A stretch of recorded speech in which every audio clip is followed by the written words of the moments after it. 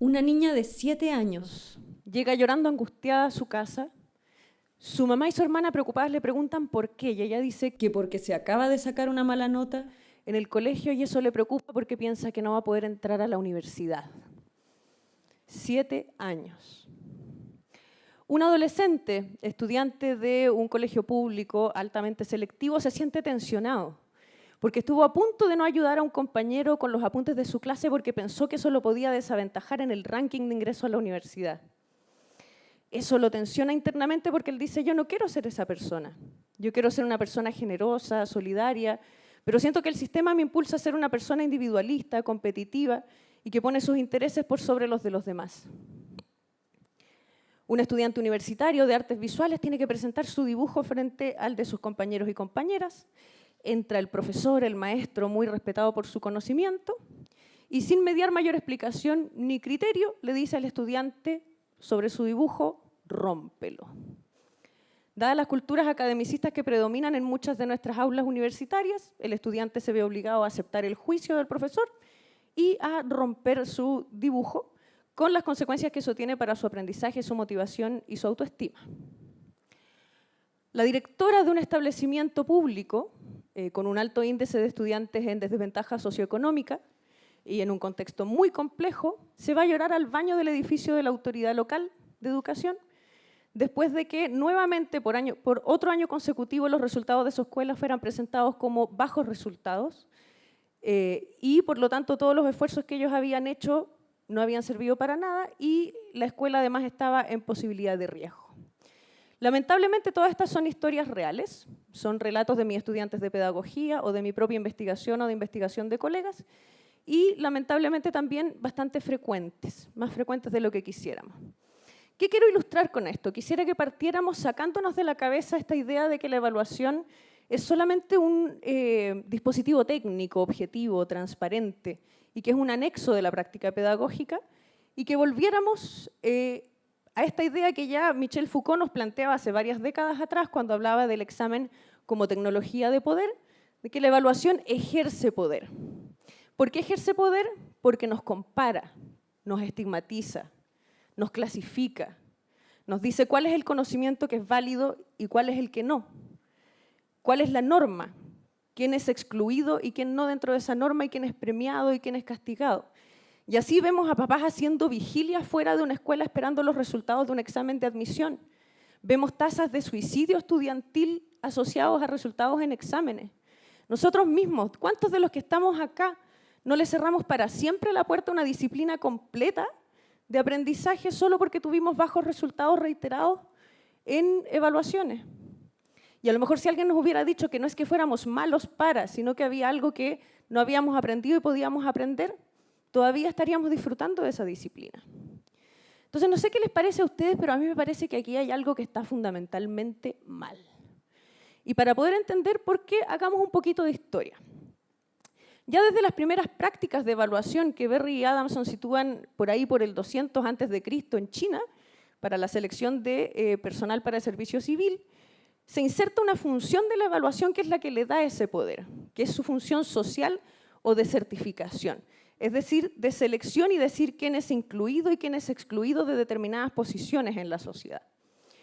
Y por eso tiene poder, porque tiene incidencia en nuestro futuro y en nuestras vidas. Si bien ahí uno puede pensar que hay un supuesto de justicia, porque la selección no se daría por contacto social o privilegio, sino que todos pasamos por el mismo obstáculo, también hay evidencia bastante contundente desde los 60 hasta nuestros días que dice que los resultados están altamente correlacionados con el nivel socioeconómico de las familias de los estudiantes y por lo tanto también se pone en cuestión ese tema de la justicia. Entonces, esta función social, que es la que le da tanto poder a la evaluación, entra en conflicto con otra función de la evaluación, que es la función pedagógica, que es la que se empieza a introducir desde los años 60 y 70, y por eso uno se podría preguntar por qué todavía no llega completamente a la sala de clase. Y desde esta función, autores como Bloom, Hastings y Madaus cuestionan algunos dispositivos técnicos que están bastante en la cabeza de muchos profes, que es la curva de Gauss, ¿no? La curva de Gauss, ¿qué es lo que nos hace pensar? Que lo normal en un resultado es que haya unos poquitos estudiantes buenos, unos poquitos malos, y que lo normal es que la mayoría esté en el medio, y así tenemos estudiantes de 4, de 7, y cuando cambia el resultado nos parece raro. Estos autores cuestionan eso porque dicen que ese es el resultado que uno obtiene si uno trata a los estudiantes como si fueran todos iguales.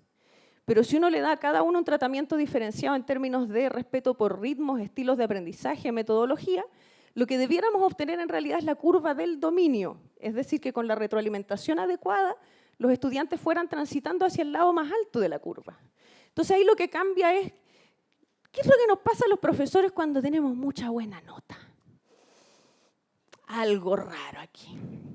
Se copiaron, se pasaron la prueba, si es un colega decimos, no, es que ese colega es muy blando con los estudiantes. Y en último lugar se nos ocurre que en una de esas aprendieron. Entonces, lo que cambia en esta concepción es que la expectativa es que ojalá la mayoría llegue a tener un buen desempeño. ¿Sí? Entonces, estos mismos autores, Bloom, Hastings y Madhouse, y también literatura más reciente, como la del Grupo de Evaluación para el Aprendizaje, en el Reino Unido también han estudiado la relación entre la evaluación y la autoestima y la motivación de los estudiantes. Esta investigación lo que señala es que las evaluaciones tradicionales, es decir, aquellas que rankean a los estudiantes por puntaje y que se centran en un producto, generalmente una prueba escrita, generan primero emociones negativas de frustración al sentir que es un resultado sobre el cual no puedo actuar y por lo tanto que tengo que aceptar como logro o no logro. Además genera actitudes de competencia e individualismo y desde la investigación de Entwistle y sus colaboradores, además genera aprendizaje superficial o estratégico, es decir, estudio para la prueba, me preparo bien, la doy, tengo mi buena nota y después ese aprendizaje se me olvidó y no quedó para la vida. ¿Sí? Algo similar señala investigación más reciente sobre lo que pasa con la escuela. En los sistemas de educación, sobre todo en los que predomina un modelo de mercado en educación, se usan mucho estas evaluaciones externas de altas consecuencias, es decir, cuyos resultados influyen en el salario de los docentes, en los dineros de la escuela, incluso en el posible cierre de la escuela, y comprenderán que eso genera una alta presión en relación con los resultados. Lo que dice la investigación es que, contrario al supuesto de que estas evaluaciones mejorarían los aprendizajes, lo que generan es más bien, en aquellos que tienen malos resultados, emociones de desmotivación y frustración, y en aquellos que tienen buenos resultados tampoco es que genere innovación en pedagogía.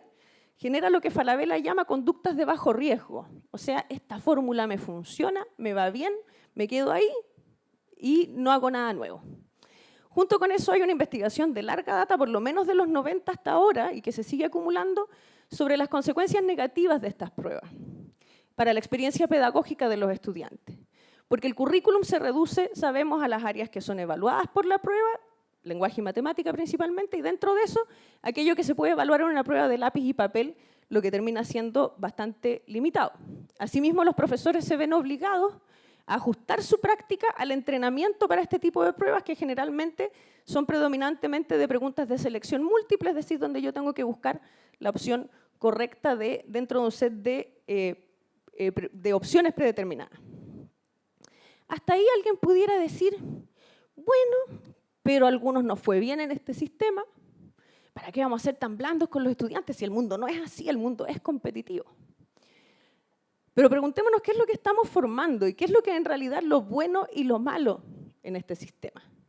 ¿Qué es lo que queremos decir los profesores cuando llega un estudiante en práctica y le decimos qué curso te tocó, el octavo? ¡Ay, ese curso es malo!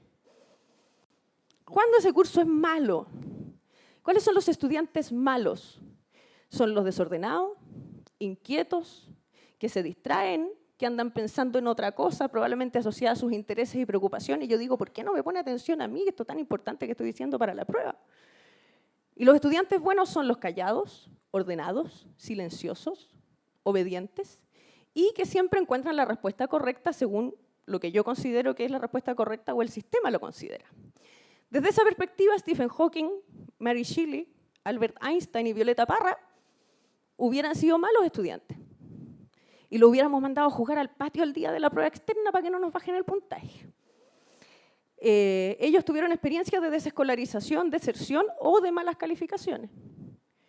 Entonces pensemos en lo que estamos formando y lo que se va a necesitar. Lo que estamos enfrentando hoy día a nivel mundial son crisis sociales importantes y crisis medioambientales importantes. Y para esas necesidades es las que tenemos que formar a los estudiantes del mañana. ¿Sí? Sin embargo, de acuerdo, y por eso hablamos de que se tienen que formar para las habilidades del siglo XXI, ¿no? Esto que escuchamos de innovación, creatividad, trabajo en equipo, conciencia ciudadana, ecológica. Y por lo menos yo dudo mucho que respondiendo preguntas de selección múltiple de manera mecánica lleguemos a eso. Ahora, ¿por qué esto no cambia? Y eso me lleva a los resultados de investigación, parte de los resultados de mi investigación de tesis doctoral. Uno de los hallazgos más deprimentes de mi tesis doctoral fue que al mirar históricamente lo que había pasado con las políticas de evaluación en Chile, me di cuenta que esto que creemos que estamos defendiendo como súper novedoso es algo que estamos tratando de cambiar desde el siglo XIX, al menos.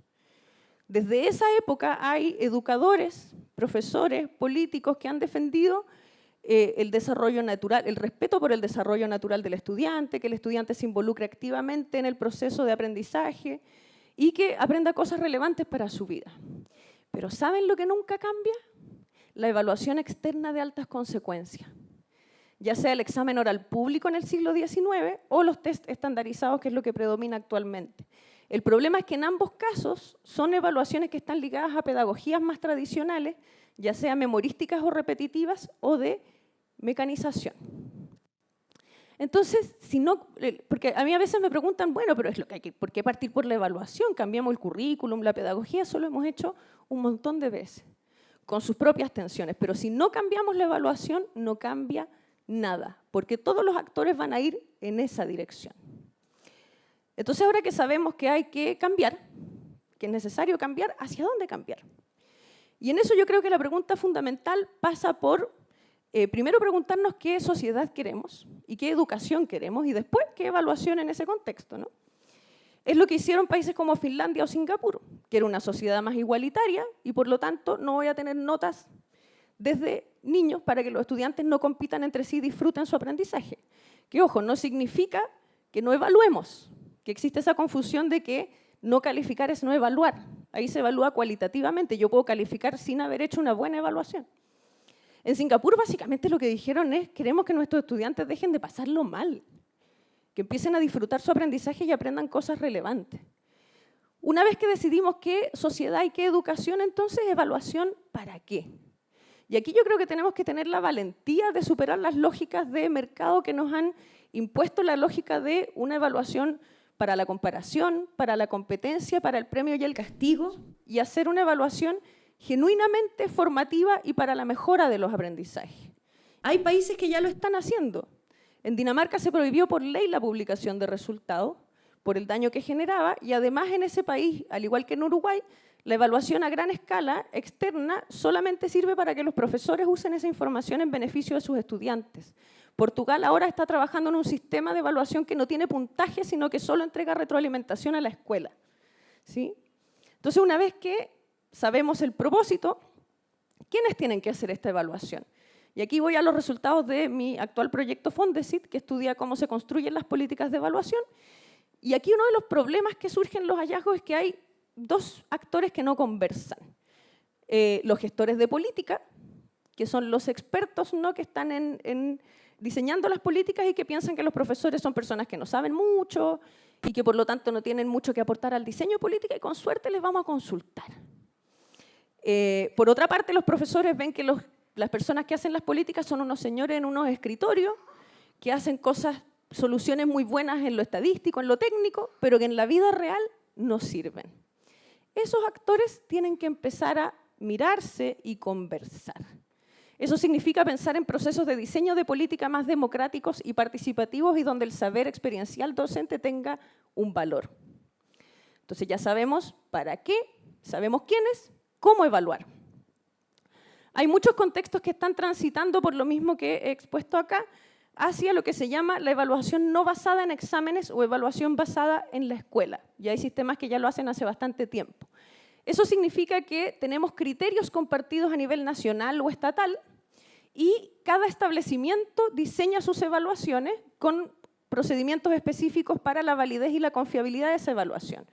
Eso permite diversificar, permite contextualizar, es profesionalizante además porque está basado sobre el juicio profesional de los profesores y profesoras y por lo tanto tiene mucho más riqueza en términos de las habilidades que se pueden evaluar y los aprendizajes que se pueden trabajar y las disciplinas que se pueden trabajar. Y así hay un montón de aproximaciones interesantes, la evaluación para el aprendizaje, la evaluación auténtica, la evaluación culturalmente sensible, la evaluación de administración ciudadana, que no tengo el tiempo de explicar acá, pero quiero decir con eso que no solo tenemos que hacerlo distinto, sino que se puede.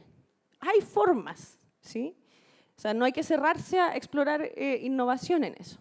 ¿Con qué me gustaría que se fuera cada uno y cada una acá? Los estudiantes o todos nosotros como ex estudiantes quizás darle vuelta como a qué área le cerré la puerta por los resultados que tuve y qué podría haber pasado si no. A los padres y las madres empezar a cambiar las preguntas. En vez de preguntar qué nota te sacaste, oye, pero ¿por qué no te va tan bien como tu compañero o compañera? Empezar a preguntar qué aprendiste hoy día, qué te gusta de lo que aprendiste, qué no te gusta, por qué. Cuéntame la narración que hicieron hoy día en lenguaje. Los profesores ahí me cuesta en el sentido de que yo tengo el privilegio de trabajar con muchos profesores que están tomando el riesgo de innovar, pese a lo que eso significa por las presiones que tienen desde la política externa. Por lo tanto, el gran llamado es a los gestores de política y a quienes diseñan evaluaciones, porque por una parte, si genuinamente queremos mejora de los aprendizajes, queremos aprendizaje integral y habilidades del siglo XXI y todas esas cosas, entonces hagamos evaluaciones que generen eso. Y por otro lado, dejemos de perder tanto tiempo, dinero y esfuerzo en una especie de escenario en el que estamos fingiendo que enseñamos, fingimos que aprendemos y fingimos que la evaluación nos dice algo sobre eso. Entonces la invitación es con Martha Nussbaum, ¿cierto?, a superar las políticas actuales que están basadas más bien en el miedo y a ejercer nuestro derecho al disenso que ella distingue como fundamental para la democracia, ¿sí? Yo sé que cuesta, yo sé que es difícil y nos da miedo que nos van a criticar, pero no hay nada importante que no haya surgido así. Si fuera por eso, no tendríamos ni teoría de la relatividad ni las mujeres votaríamos, ¿sí? Entonces vale la pena. Vale la pena, ¿por qué? Porque es importante que esa niña de 7 años esté haciendo lo que tiene que hacer desde la teoría del aprendizaje en la infancia, que es disfrutar su aprendizaje, ejercer su curiosidad y generar buenas preguntas que ojalá la educación y la evaluación no terminen matando. Gracias.